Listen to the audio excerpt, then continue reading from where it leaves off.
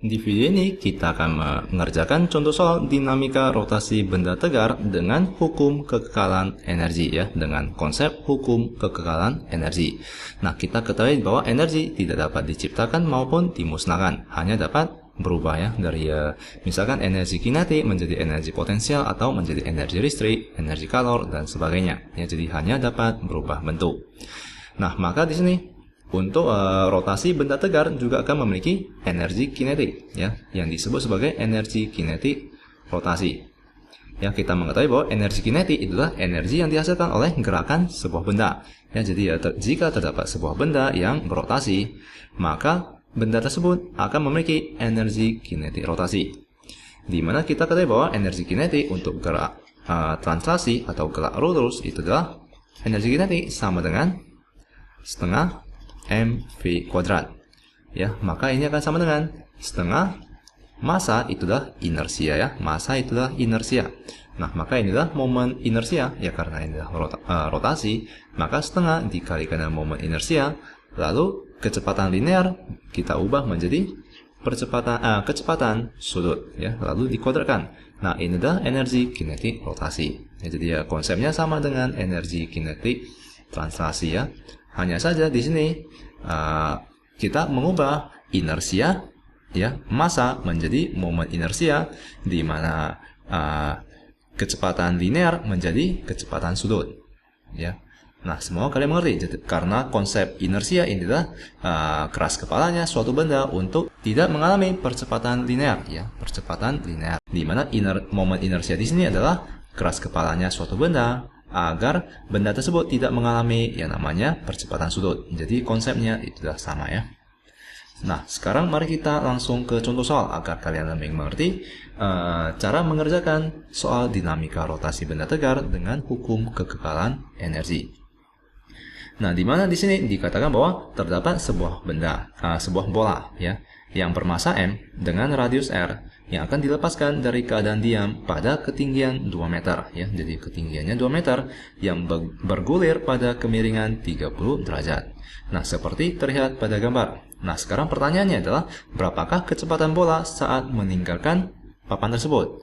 Dengan informasi tambahan momen inersia dari bola yang berotasi pada porosnya itu adalah 2/5 mr kuadrat. Nah, maka kita akan gunakan hukum kekekalan energi.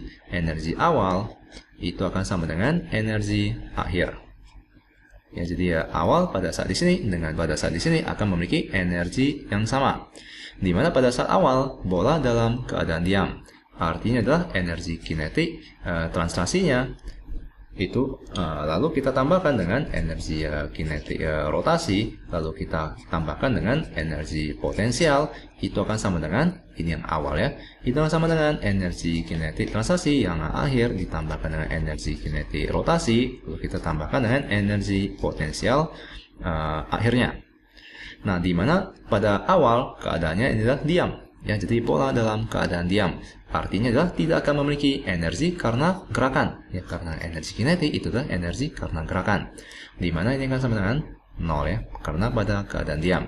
Di mana energi potensialnya itu adalah massa dikalikan dengan, di mana massa dari benda tersebut adalah m besar ya.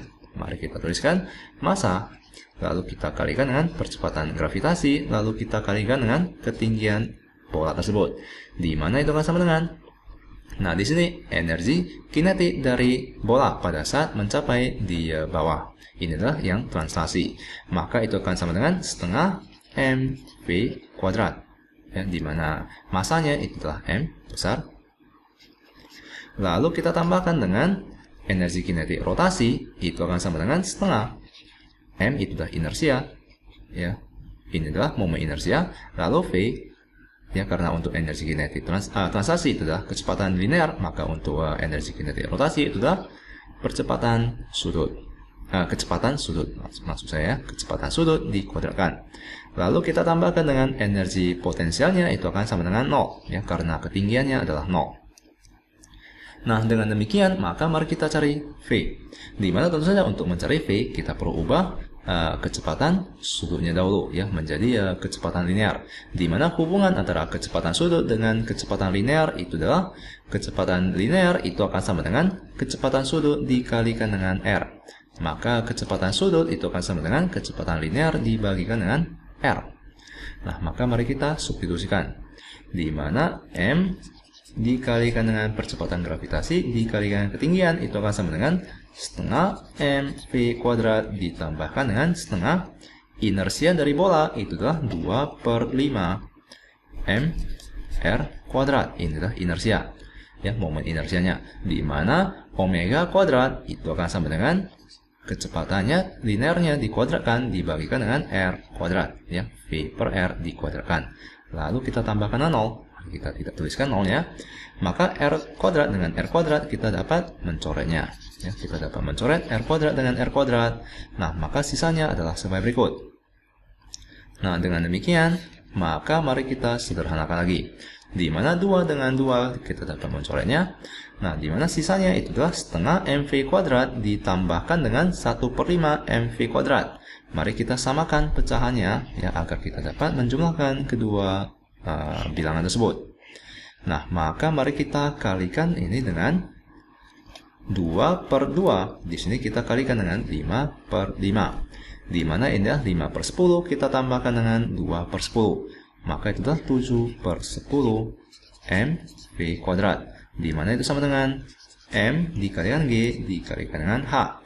Di mana M dengan M kita dapat mencoretnya, ya. Jika kita bagikan kedua ruas dengan massa dari bola tersebut, maka sisanya itu adalah GH itu sama dengan 7/10 V kuadrat. Maka V kuadrat itu akan sama dengan 10/7 dikalikan dengan percepatan gravitasi dikalikan dengan ketinggian bola. Lalu mari kita akarkan kedua ruas, maka sisanya itu adalah sebagai berikut. Nah, dengan demikian maka kita telah dapat menjawab pertanyaannya, di mana kecepatan akhir pada saat bola mencapai ke tanah atau ke lantai itu akan sama dengan 10/7. Lalu kita kalikan dengan percepatan gravitasi, mari kita gunakan 9,8. Lalu mari kita kalikan dengan ketinggiannya, di mana ketinggiannya adalah 2. Lalu semuanya kita akarkan. Nah, mari kita gunakan kalkulator, ya, untuk menghitungnya. Di mana ini akan sama dengan berapa? Nah, maka mari kita gunakan kalkulator. Di mana ini adalah 10 dibagikan dengan 7, kita kalikan dengan 9,8, lalu kita kalikan dengan 2, lalu semuanya kita pangkatkan dengan 0,5. Ya, kita akarkan. Di mana itu akan sama dengan 5,3 meter per detik. Jadi ini adalah kecepatan bola pada saat mencapai lantai, ya, yaitu 5/3 meter per detik. Ya, semoga kalian mengerti konsep dari hukum kekekalan energi untuk mencari atau untuk menyelesaikan soal dinamika rotasi benda tegak.